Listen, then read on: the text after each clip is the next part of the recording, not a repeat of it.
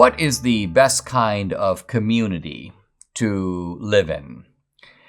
And what is the best kind of community to live in if you are a conservative or a traditionalist? Now, when we look at places to live, typically they tend to be divided into three categories.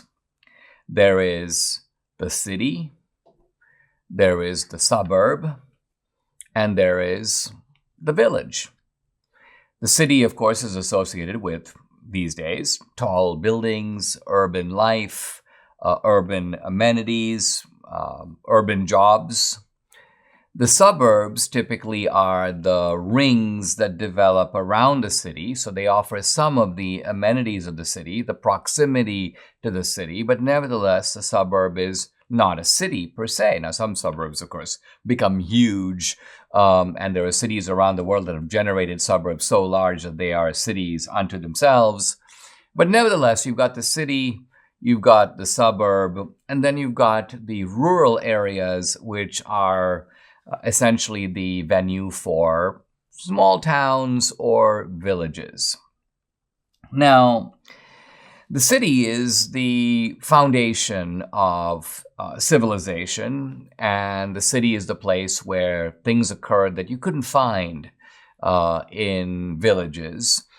There were no suburbs in the early modern period. And of course, we had a kind of movement of people leaving the villages and going to the cities. They would do that in search of jobs, but they would also do that in search of the kind of urban life that was unavailable in the village. And so there was almost a one-way movement toward the city. The cities became magnetic fulcrums of attraction for people to come from the rest of the country. And this is a development that has occurred really all over the world. But we're in a very interesting situation now when two things characterize the city. First of all, politically, cities tend to be very left-wing. And this is especially true of places like New York, San Francisco, Los Angeles.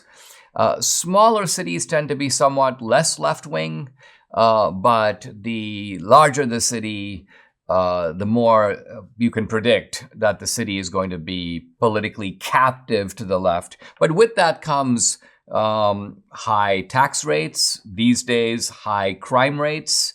And so cities have become less inhabitable, at least in the United States. This is not necessarily true all over the world.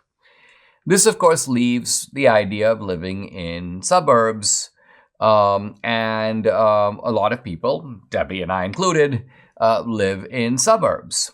And suburbs are nice places to live. They are sort of hybrid areas. They have city benefits and amenities, but they also have land.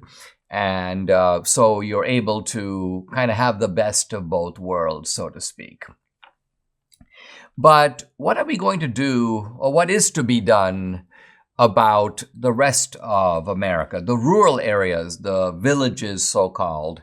Well, villages have, by and large, had a tough time in America in the last several decades. They have not only found themselves being emptied out, people moving to cities, people moving to suburbs, but they've also found the jobs in those villages shrinking and decaying. The sense of community that was once available in these small towns and villages has diminished or eroded, at least in many cases. And so with that seems to come a decline not only of villages, but also of conservatism. Why? Because conservatism seems to be more attached to rural ways of life, to land, to the idea of more settled communities, to the idea of more traditional ways of living than we see, at least today, in American cities. Now, all of this is a kind of a preface to a very interesting sort of thread I saw on social media. It's written by this guy called Adirondacker. At least that's his Twitter name, kind of from the Adirondacks, Adirondacker. And I want to go through the thread because it sort of lays out a potential opportunity and a way out for American rural areas. It begins by noting America's dying hinterlands are depressing to some people. To me, they appear to offer the greatest opportunity ever afforded a single generation in our nation's history if we move carefully and deliberately. Deliberately here meaning thoughtfully.